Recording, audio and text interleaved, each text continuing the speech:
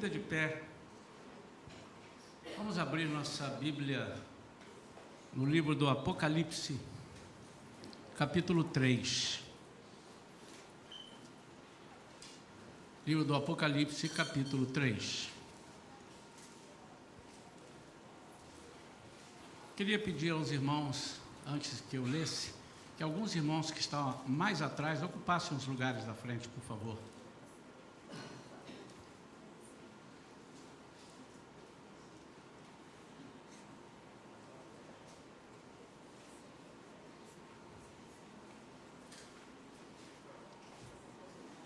Obrigado, irmãos.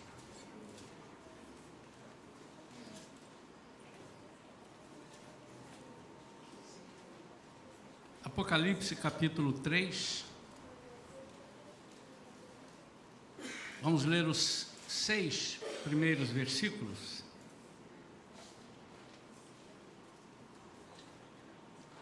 Ao anjo da igreja em Sardes, escreve: assim declara aquele que tem os 7 Espíritos de Deus e as estrelas. Conheço as tuas obras, que tens fama de estar vivo, mas de fato estás morto. Sê alerta e fortalece o que ainda resta e estava prestes a morrer, porque não tenho encontrado integridade em tuas obras diante do meu Deus. Portanto, lembra-te daquilo que tens recebido e ouvido. Obedece e arrepende-te, porquanto se não estiveres vigilante, virei como um ladrão, e tu não sabereis em que hora virei contra ti. Contudo, tens em Sardes algumas pessoas que não contaminaram suas vestes. Elas caminharão comigo, vestidas de branco, pois são dignas. Assim, o vencedor andará trajado com vestes brancas, e de modo algum apagarei o seu nome do livro da vida. Pelo contrário, reconhecerei o seu nome na presença do meu Pai e dos seus anjos. Aquele que tem ouvidos, compreenda o que o Espírito revela às igrejas. Oremos. Pai, em nome de Jesus, Pai, é a tua palavra, a tua revelação.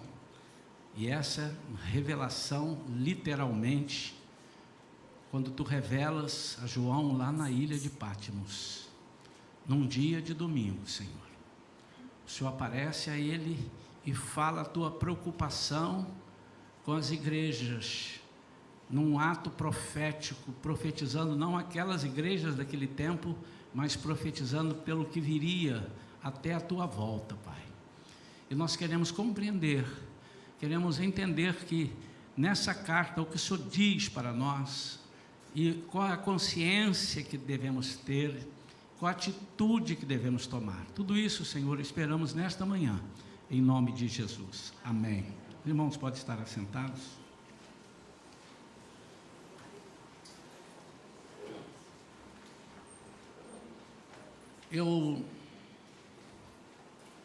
Quando comecei a estudar as cartas às igrejas da Ásia Menor, as chamadas 7 igrejas, eu comecei a ficar mais apaixonado pela palavra de Deus.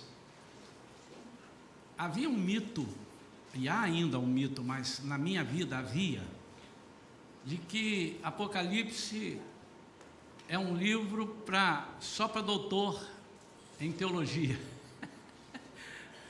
E isso foi passando. Não. Apocalipse, isso não é para você não. Isso só tem figuras. A Bíblia toda só tem figuras. Ou quase toda, né? A Bíblia toda contém figuras, digo isso, melhor. Mas não é nada disso, irmãos. Como é que Deus iria revelar a João algo que nós não pudéssemos entender? Primeira pergunta que um dia eu me fiz. Como é que Deus vai falar sabendo quem vai ler? Como é que eu vou mandar uma carta em grego para um irmão que só sabe português? Eu não faria isso. E Deus faria? Então, o que falta é nós entendermos Mas ninguém entende Apocalipse sem antes ler Daniel. Se você não, o Apocalipse começa ali. Se você não ler Daniel, se você não estudar Daniel, principalmente Daniel, você não vai entender. Mas eu não quero falar do Apocalipse, eu quero falar de uma das cartas, são 7, e uma carta que me chama a atenção, e já fizemos esse estudo aqui, estou preparando-me para retornar e fazer, mas eu não quero pegar um grupo de 10, 15, que nós fizemos isso numa quarta-feira. Nós queremos fazer isso para uma maior parte possível. A minha esposa fala assim, não, mas você faz e quem tiver interessado virá. Mas eu acho uma dó eu poder fazer num momento em que nem todos, ou uma grande maioria, não possa vir. É isso. É como se eu estivesse dando um jantar para 3, 4 pessoas. Porque é um banquete esse estudo. E nós vamos fazer isso. Mas eu quero dar só umas pinceladas antes de entrar aqui, propriamente na carta à igreja em Sardes. E alguém já pode ter feito essa pergunta, ou pode estar se perguntando agora, só haviam 7 igrejas naquela época? E a resposta é não. Haviam muitas igrejas. Essas 7 igrejas foram igrejas que o Senhor escolheu, porque nelas havia aquilo que o Senhor queria falar e que ele sabia que valeria profeticamente para frente. Então ele pegou modelos de 7 igrejas e ele disse, essas 7 igrejas vão servir de parâmetro para tudo aquilo que vai acontecer e tem acontecido. As 3 primeiras cartas, que são a carta à igreja de Éfeso, depois vem Esmirna, Pérgamo, essas são igrejas históricas. E as outras 4 em seguida, que começa com Tiatira, onde começa a entrar o momento do catolicismo romano. Era perfeito, irmãos. Na hora que começa a entrar ali, da 4ª em diante, ou seja, as outras 4 são para as igrejas contemporâneas, ou seja, de lá para... Eu diria que as 3 primeiras, como se elas estivessem no plano da história só lá, e as 4 são essas igrejas que o Senhor usa para falar e que é o modelo que existe hoje e existirá até a volta dele. A outra coisa interessante é que nas 3 primeiras cartas, é só um apanhado para os irmãos entenderem, ele fala ao grupo, a igreja, e diz que a igreja precisa vencer, a igreja precisa sair disso, a igreja então. A partir da 4ª carta, e em Sardes já é assim também, ele passa a falar a um grupo que está dentro da igreja. Para que os irmãos entendam, ele começa a dizer assim, pode ter igreja que não vai se salvar, como todo, mas haverá dentro de cada igreja um grupo que vai querer, que vai se salvar. Amém, amados?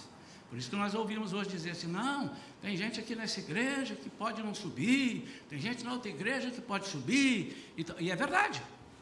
Porque agora ele passa, você vai perceber, se você não vai fazer isso agora, vamos deixar isso para depois, e podemos esmiuçar mais no estudo, mas você vai perceber que a partir da 4ª, ele não no final, ele começa a fazer um convite individual, quem quiser, se você quiser eu te tiro, se você quiser eu faço isso, não é? Se você quiser o vencedor, ele começa a falar um grupo de pessoas, as pessoas individualmente.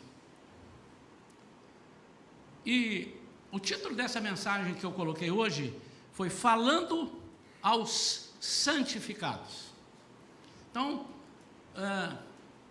note que ele diz em todas elas, quem tem ouvido, ouça e tal. Mas agora ele está falando especificamente àqueles que estão dentro da igreja dele e que querem ouvir. E ouvir é dar ouvidos, ouvir é atender. Aqueles que querem, aqueles que não se contaminam e não querem se contaminar, aqueles que não estão contaminados. Uma outra coisa interessante, irmãos,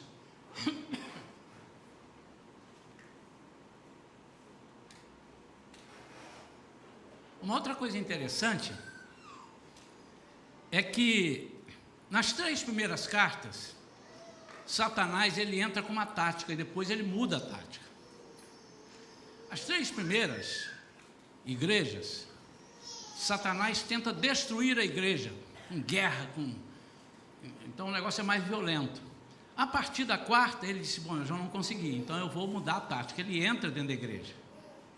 Ele entra com doutrinas, tem acontecido isso hoje? Os irmãos identificam isso hoje? Entra com doutrinas, entra com tipos de um evangelho que não existe, sim, doutrinas, entra com promiscuidade, entra com esfriamento, não é? Então, é uma bobagem, é uma inocência nossa pensarmos que Satanás é burro. Ele não é sábio, mas ele é ardiloso de guerra. E ele fica espreitando e analisando onde é que está o calcanhar de Aquiles das pessoas, qual é a fraqueza. E quando ele percebe, diz, irmão, então eu vou entrar dessa forma. Então, a partir da 4ª, ele começa a colocar algumas coisas. Estava indo muito bem. Então, ele começa a infiltrar dentro da igreja algumas coisas que desagradavam a Jesus, mas era a igreja de Cristo. Por isso ele começa a falar assim, olha só, Jesus falando, né, ao anjo da igreja, eu sei que vocês têm aí pessoas, ele sabe. O único que sabe é ele, irmãos. Eu posso deduzir, posso imaginar, posso olhar para onde aquele ali parece que está crente mesmo, mas ele pode me enganar feio. E posso achar que ele ali não está não, e ele pode me enganar feio porque está. Não é verdade? Como é que eu conheço o coração? Então, eu só queria fazer, antes de entrar em Sardes mais uma vez, apanhado de 2 igrejas, Tiatira e Laodiceia, para vocês entenderem rápido. Tiatira era uma igreja que o inimigo tinha entrado ali e tinha introduzido uma mulher chamada Jezabel, ou os ensinamentos de Jezabel, da mulher. E qual era a função dela? Subverter a fidelidade a Deus. Há uma igreja que começa a perder a fidelidade a Deus por influência de quem está dentro da igreja. Eu tenho dito ultimamente, irmãos, quando eu comecei o trabalho da Igreja Shalom, eu tinha um certo receio de alguém entrar aqui, dividir a igreja, levar 10 membros, 15 membros, até porque a gente era pequenininho, né? A gente, tinha 30, se vão 10, foi 1/3, não é verdade? Mas você sabe que de um tempo para cá, Deus colocou no meu coração o seguinte, as ovelhas não são suas.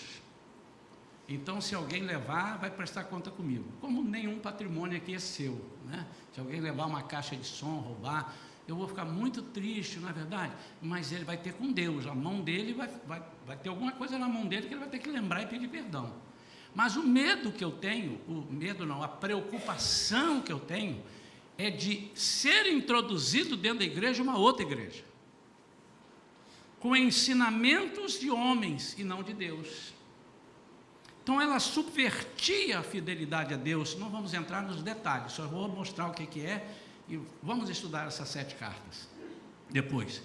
Ela manipulava pessoas com permissividade moral e práticas pagãs. Tem isso hoje? Tem, irmãos? Bastante, né? Daqui eu li seus lábios, viu? Bastante. Tem, irmãos. Então Deus já sacou lá atrás e diz, vai para 2018, vai para 2019 e vai piorar um pouco. Porque nós estamos perdendo, nós que eu digo na igreja, o povo está perdendo o sentido de valores. Nossos valores estão, o que é certo é errado, o que é errado agora é que é o certo. Irmãos, eu estava comentando com 2 ou 3 amigos, irmãos aqui da igreja, falei agora recente, um deles que estava na roda, acho que era o Rendel, e eu vi um comentário do Alexandre Garcia, e ele indignado que o MEC colocou, é oficial, que os professores não vão poder corrigir na prova alguma coisa que o aluno escreva errado, mas ele esteja querendo falar certo. Ele disse, não, você não pode. Por quê? Porque nós não temos o direito de violentar aquela pessoa. Irmãos, e ele disse assim, o certo ainda é certo, na minha empresa eu quererei pessoas que falem certo, que escrevam certo e que tenham um padrão certo. Então o MEC está dizendo assim, não, se a pessoa falar nós vai, você não pode errar, dar erro na prova dele não, porque ele está dizendo que ele quer ir.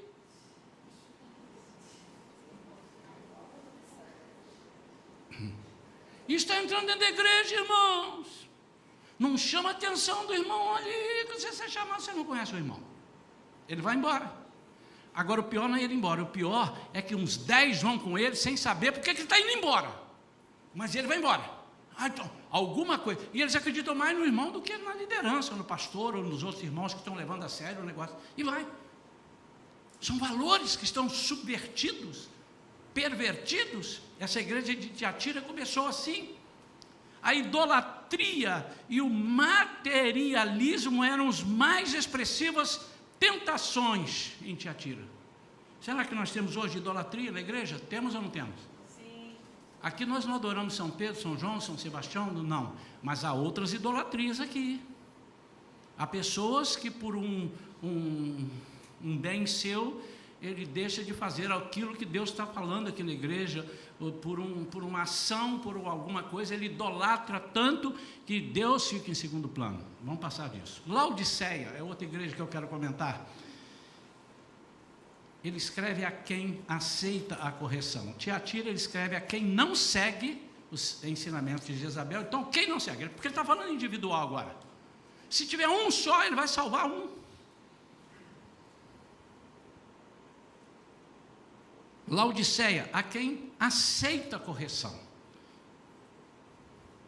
E ela fala, a Laodiceia não é frio nem quente, é morno. São crentes indiferentes, crentes mornos, crentes que se satisfazem com pouca espiritualidade, não buscam crescimento espiritual.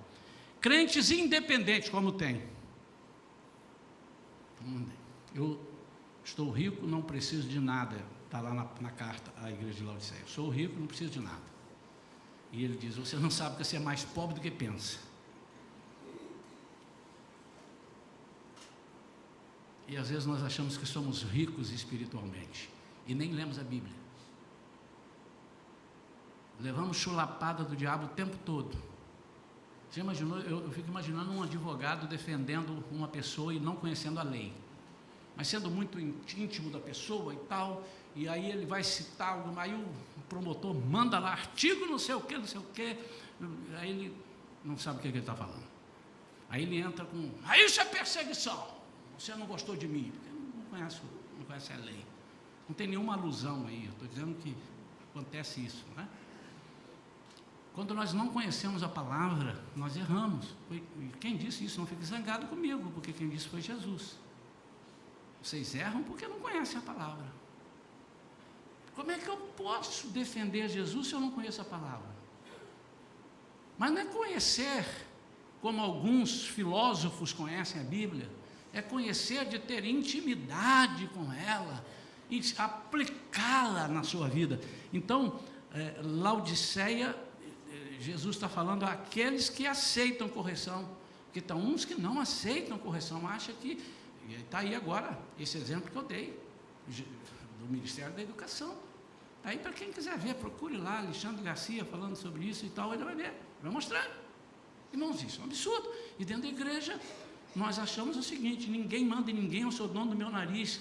Não, o Senhor manda em nós, Ele nos comprou. Eu ouvi uma frase que alguém falou um dia, eu já falei isso aqui umas 2 vezes, ou 3 ou 4, vou falar mais. Não, mas irmãos, quando eu sou crente, lavado e remido no sangue de Jesus, eu perco completamente o direito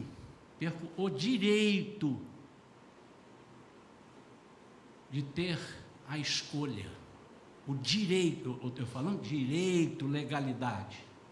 O livre-arbítrio não é para o crente comprado.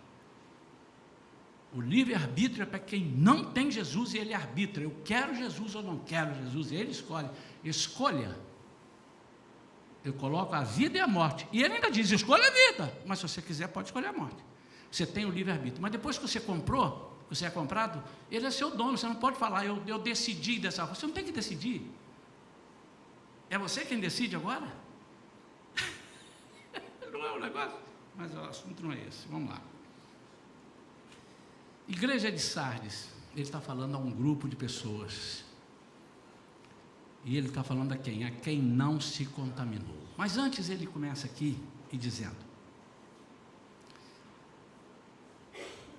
conheço as tuas obras, que tens famas de estar vivo, mas de fato estás morto. Alguém disse aqui, poderíamos chamar disso a dança dos cadáveres. Você pensa que está vivo, mas está morto. E como você sabe quando é que você descobre que está morto? Quando você precisa mostrar que está vivo. Quando você vai fazer alguma coisa a serviço do rei, e você então percebe que você não tem a autoridade que você pensou que tinha. Quando você vai orar por alguém e você tem medo de orar e passa por uma situação difícil, aí você vai descobrir que você não tem aquela autoridade que você é morto. Aí ele continua e diz assim: se alerta, esteja alerta e fortalece o que ainda resta. E estava prestes a morrer, porque não tenho encontrado integridade em tuas obras diante do meu Deus. Portanto, lembra-te daquilo que tens recebido e ouvido, obedece e arrepende-te, porquanto, se não estiveres vigilante, virei como um ladrão, e tu não sabereis em que hora virei contra ti. Esse é o grande problema. Irmão, se nós soubéssemos, ia ser muito simples para nós. Quando é que ele vem? Dia 12 de novembro de 2027. Eu tenho certeza que camaradinha aí ia ficar até 11 de setembro de 2027. Quem sabe até 12 de setembro, antes da hora, um pouquinho, se soubesse a hora, e se esbaldando. E disse: não, ele disse que vem, então basta eu chegar. Porque isso é próprio do ser humano. Eu vou chegar, eu vou pedir perdão. A Bíblia diz que ele é rico em perdoar. Ele vai me perdoar. Mas eu quero estar mais atento a alguns detalhes aqui. Contudo, tens em Sardes, ele está dizendo, irmãos, contudo tens em Sardes algumas pessoas que não contaminaram suas vestes. Eu quero falar nesses poucos minutos ainda para os que não se contaminaram, para que vocês ajudem a outros que estão contaminados. Deus não aniquilará a igreja Shalom toda, se encontrar uma vida. Vai subir um Shalomita, vai subir um Batista, vão subir 3 assembleanos, e para você não pensar que eu estou botando o assembleano mais santo, vão subir 4 Nova Vida, 5 presbiterianos, amém? Nenhum da igreja tal, mas a possibilidade há para ele pensar. Sabe por que eu estou dando valor a isso?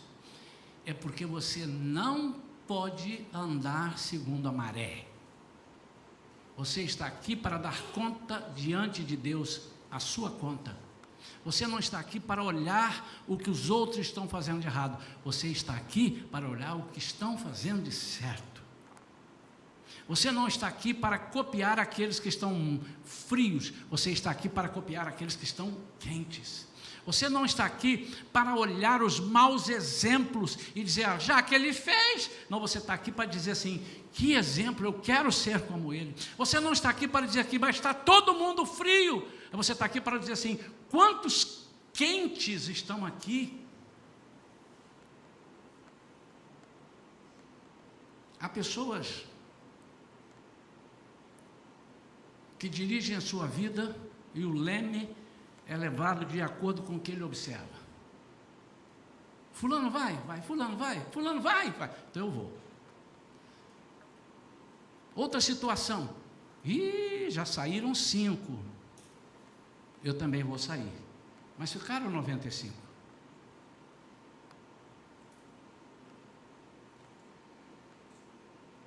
Mas eu não quero falar de saída, eu quero falar de sair no sentido de sair do evangelho, não sair da igreja, pedir carta, demitir-se, não, isso é o menos importante.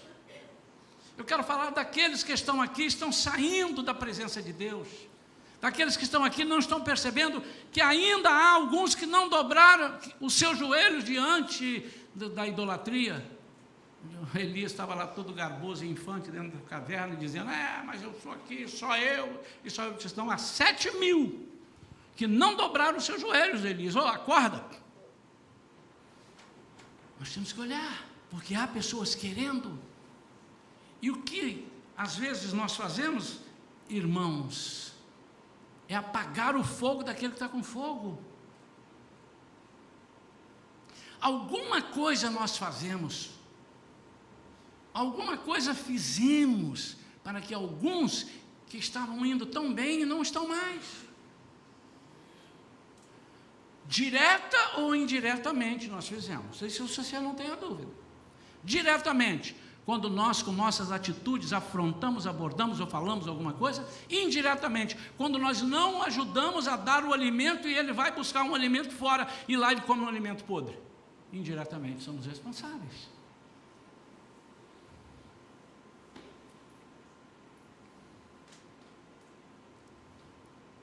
E ele diz assim, em Sardes há algumas pessoas, e eu quero pedir permissão aos irmãos, por coincidência Sardes começa com S, e dizer, em Shalom, há algumas pessoas, que não contaminaram suas vestes, elas caminharão comigo, vestidas de branco, pois são dignas.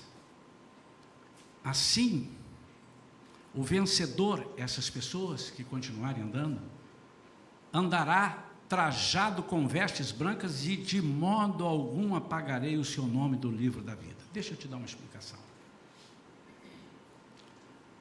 Tanto os judeus quanto os romanos, eles conservavam um livro de registro de todos os cidadãos que formavam seus reinos. Eles tinham um rol.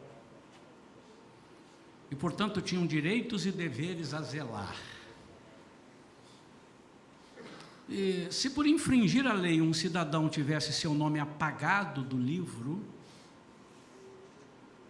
falando do cidadão, significaria a total perda da cidadania. Para judeus e cristãos, o registro no livro da vida é divino.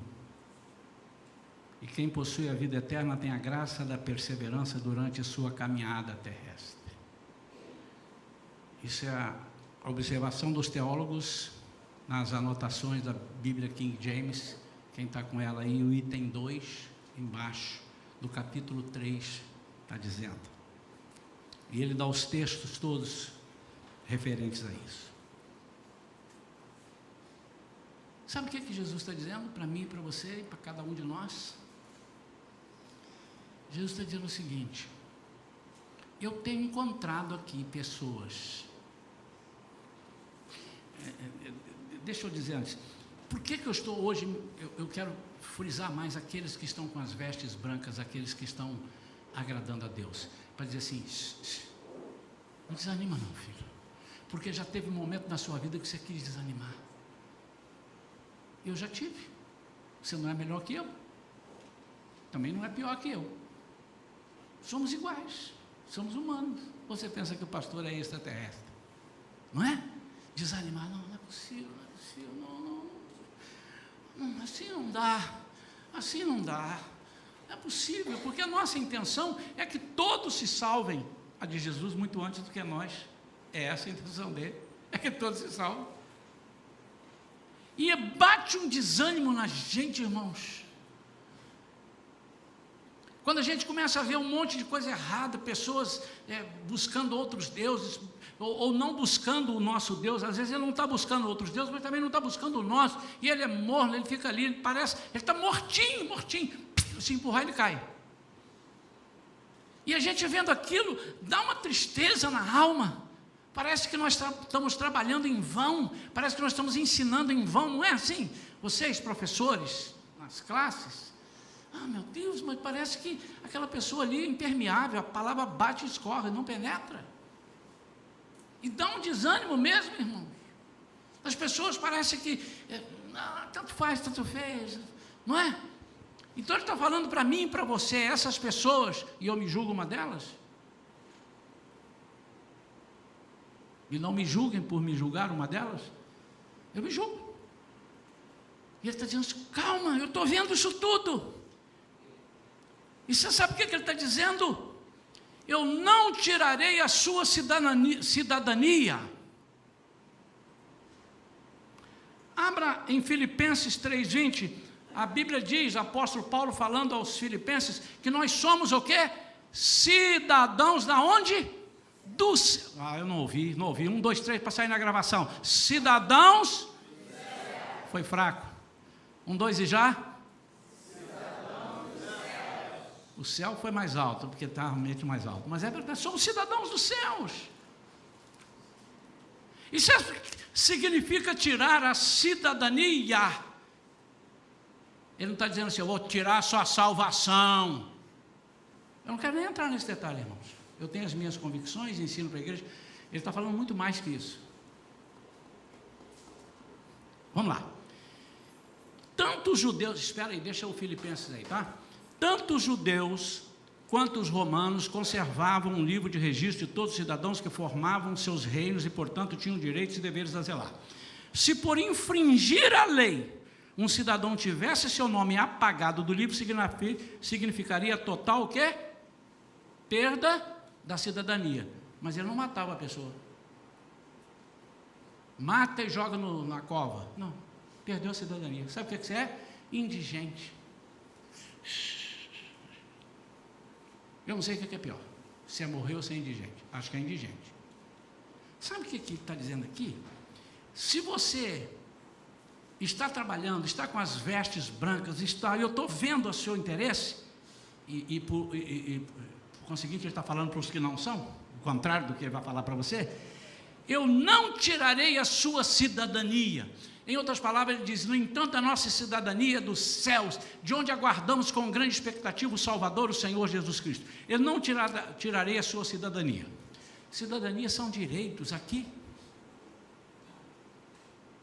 Direito de falar com Deus, direito e autoridade. Eu estava nos Estados Unidos, uma das viagens que eu fiz missionária para lá, e eu estava no carro junto com um brasileiro. E a polícia lá, quando vê hispano, brasileiro e tudo, eles acham que é tudo bandido, né? Não passa essa ligação para os Estados Unidos, não, essa mensagem. Mas os que vão com frequência aos Estados Unidos sabem disso. Em alguns lugares que você entra, eles ficam olhando a bolsa assim, ficam olhando para ver se você não coisa. E alguns mandam você abrir a bolsa quando você sai da loja. Isso é uma afronta, eles não fazem isso com o americano. Mas não há a menor hipótese de fazer isso com o americano. Eles vão presos e levam uma multa de $1 milhão. Mas eles fazem conosco. Aí estava no carro, o cara veio me trazer, o rapazinho, ele veio me trazer de Boston a Nova York. Não, eu vou contigo, estou passeando, sou solteiro, vou te levar lá. Terminou meu ministério lá, o trabalho que eu estava fazendo, e vim para Nova York, para uma igreja. Ele falou, vou lá, vou assistir o culto, amanhã de manhã eu volto. E veio. Chegou na estrada, ele não conhecia bem, ele entrou assim e tal, e ele entrou e não podia ter entrado. Mas eu não sei de onde ele sai, se sai debaixo do asfalto, a polícia logo apareceu, aí ele parou e fiz alguma coisa, que eu não sei o que é. E a polícia já chegou, eu sou testemunha, e já chegou falando alto com ele, grosso, e viu que ele era brasileiro. Primeira coisa que pediu foi a carta, né, a licença dele, ele mostrou, ele viu que era brasileiro, aí ele começou a falar, e a primeira surpresa é que o garoto falava muito bem inglês. Aí o garoto começou a falar inglês com ele, e ele perguntou, você é o quê? Eu sou brasileiro.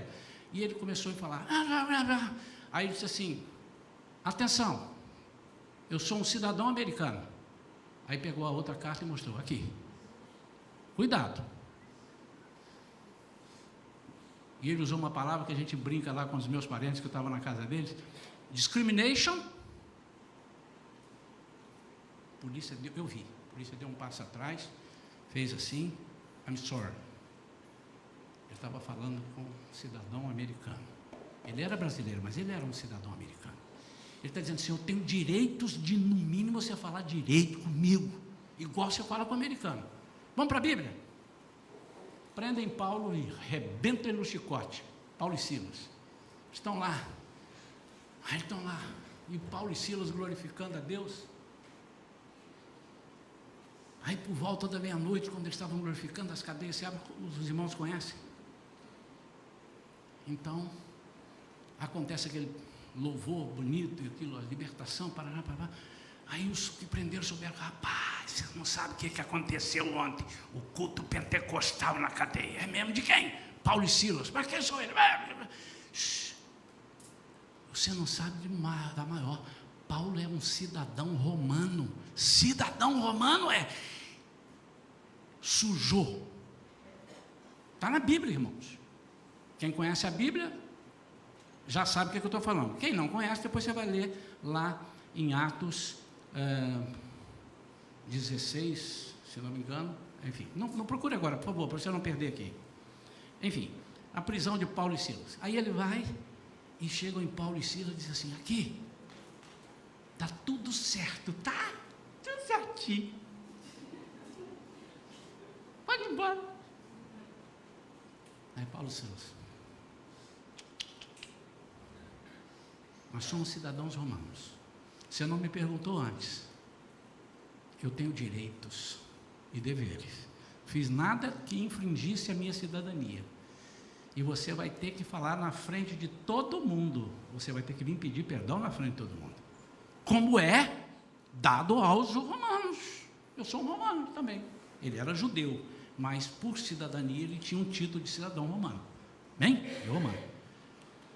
Sabe o que a Bíblia está dizendo aqui? Eu não tirarei a sua cidadania, eu não tirarei a sua autoridade, meu amado.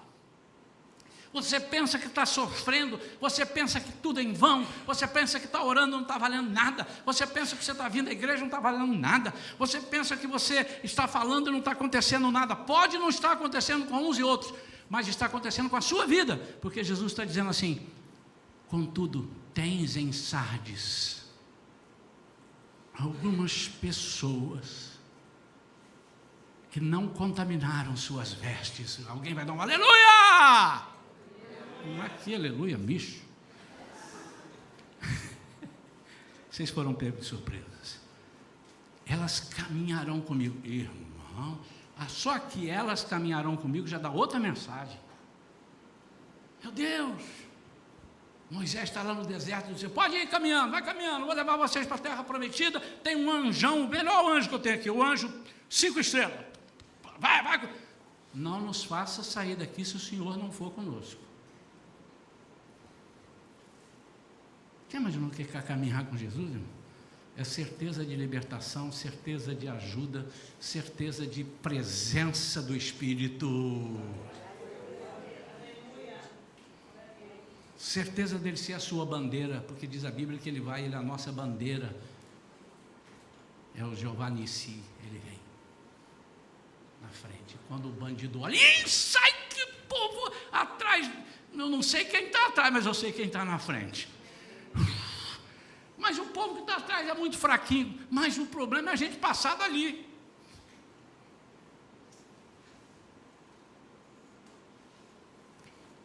Não apagarei o seu nome do livro da vida. Eu não tirarei a sua cidadania. Ao contrário.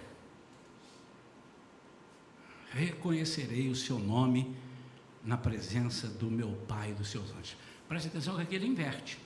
Não é você que vai reconhecer o nome de Jesus, não. Você aceita Jesus, reconhece. Não, é ele que vai reconhecer quem é você. Isso é forte, irmãos.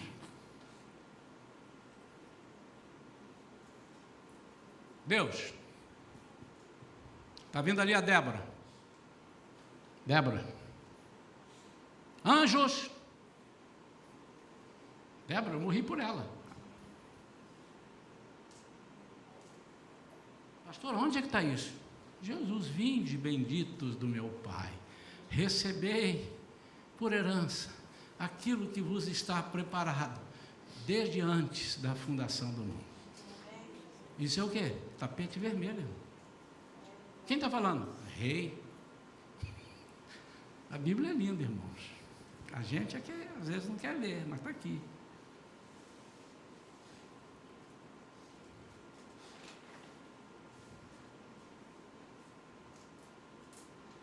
A quem você está olhando?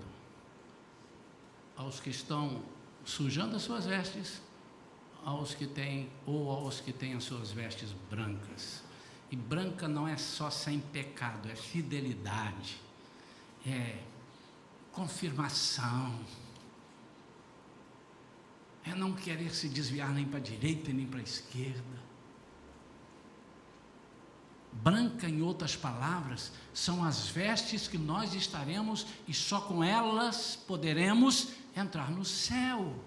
Com a veste branca significa você que já está com seu passaporte carimbado e não quer perder. Não vai deixar a imigração apontar nenhuma sujeira com você entre o período que você tirou o seu visto e o período que você compareceu diante da autoridade. Então, veste branca significa exemplo. Quantos de nós dizemos, eu tenho, não só na minha família, mas eu tenho em outros lugares, eu tenho pessoas aqui que já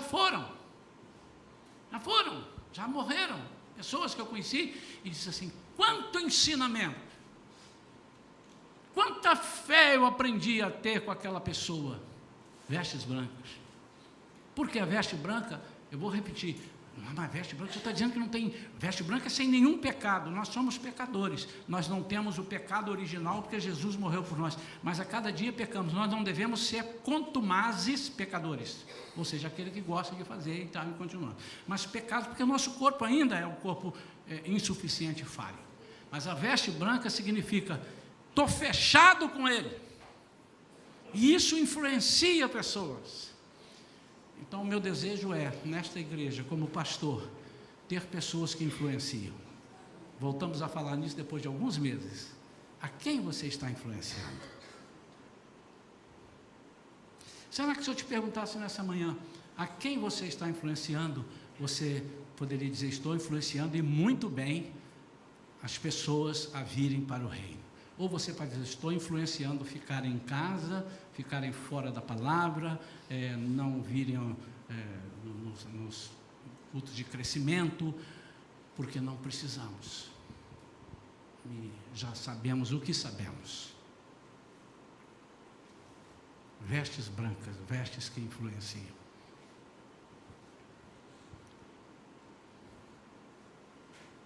Essa palavra é uma palavra de exortação, mas é também uma palavra de alento, para que você saia daqui nessa manhã dizendo assim, vale a pena te servir, Jesus. A minha cidadania não será retirada. Não será. Então, quando eu clamar ali, que eu falar assim, alto lá, em nome de Jesus, aí vai um computador, manda direto lá para o arquivo pessoal, bate e volta dizendo assim, confere. Ele é cidadão. Aí o diabo diz assim,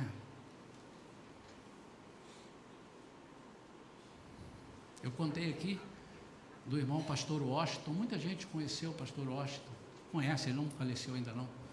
Washington fazia um trabalho numa das favelas no Rio, não sei se era Mangueira, lá em cima, e começou, ele tinha muito trabalho de libertação, e ele, o Washington de Souza, e ele, no trabalho que ele começou a fazer lá, começou assim, muitas pessoas da macumba, da umbanda se convertendo, e não querendo mais. Eu não sei quem viu recentemente, eu passei até para umas pessoas, alguém disse, isso é antigo, eu sei que é antigo, que a mulher já até morreu, a dona, acho que é a dona Zica, dando um depoimento sobre o carnaval. É quem era? É viva? Está por dentro, hein? Não, é viva mesmo? É viva? É viva? É viva. É Zica mesmo? É Zica? Então ela dando um depoimento, porque disseram que ela é antiga, e alguém disse assim, acho que ela já até morreu. Eu embarquei, porque eu não sei. mas ok. E ela dizendo assim, não, o carnaval está cada dia pior, porque, por exemplo, meu neto nasceu aqui sambando, que não sei o quê, nós tínhamos lá o corpo fechado, não sei o quê, ele agora está com os Bíblia. E ele só quer saber dos Bíblia. E está enfraquecendo. E aí o entrevistador disse, isso é um absurdo, a nossa cultura. É um absurdo para ele, mas quando a gente vai falar, não é um absurdo, é um absurdo, não, mas ao contrário, não pode ser absurdo, enfim. Então, eu creio até que dessa época, porque isso era antigo, algumas pessoas foram deixando, foram espontaneamente. Aí foram reclamar com a mãe de santo, que tinha um terreiro forte lá em cima, e disse assim, dona fulana, tem um cara aí que o cara está dizimando, dizimando não é dar o dízimo só não, viu? Ele está dividindo, ele está tirando do nosso rebanho pessoas para ir para a igreja. Quem é ele? Um tal de Washington aí, eu não sei quem é não, um tal de Washington. Quando ele vier aí, manda me chamar. E foi com o cachimbão dela. Sem nenhum deboche, irmãos. Porque você vai entender porque que eu falei isso. Ele me disse, olha, aquele homem está aí. Quem homem? Aquele tal do Washington. Vou lá. Pegou o cachimbo dela, porque tem algumas coisas com cachimbo, e foi, ele está subindo, ela está subindo, quando ela bateu o olho nele, disse assim, ih, não dá não. Volta. Ela não sabia quem era. Mas ela viu alguma coisa que ela não podia enfrentar. A moral da história, irmãos, é que aquela mulher não apoquentou mais, e se não me engano, eu não quero mentir aqui nem acrescentar, olha, se converteu, se não me engano, ela deixou lá o trabalho. Alguns irmãos estão fazendo assim, porque acho que conhecem a história, mas ok, eu não vou afirmar isso, mas o fato que é importante nessa história, verídica, que eu tenho elementos que comprovem isso. Com ele não. Esqueçam isso, deixa o cara em paz. Isso chama-se a sua cidadania. Quando ele chegou, bateu, foi no computador, voltou e disse assim, passe concedido para ele. A sua senha está confirmada. Cidadão mesmo. Eu quero perguntar agora a você, não sobre a sua salvação, mas eu quero perguntar sobre a sua cidadania.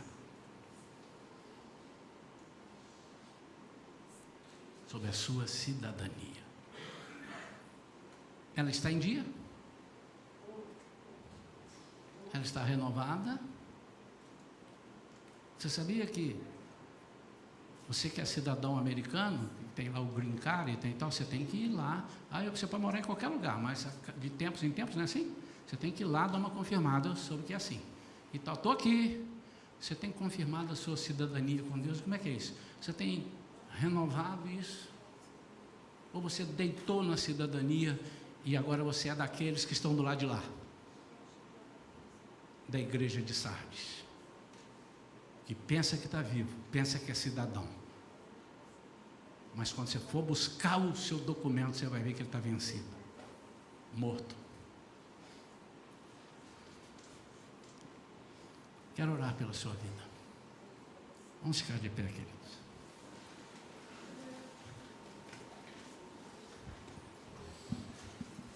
Pai, em nome de Jesus, essa palavra, ela não pode ter vindo de mim. Eu não tenho essa capacidade. E se viesse de mim, ainda que eu tivesse a capacidade, também não serviria para nada, hein? Impressionaria alguns e depois ela morreria.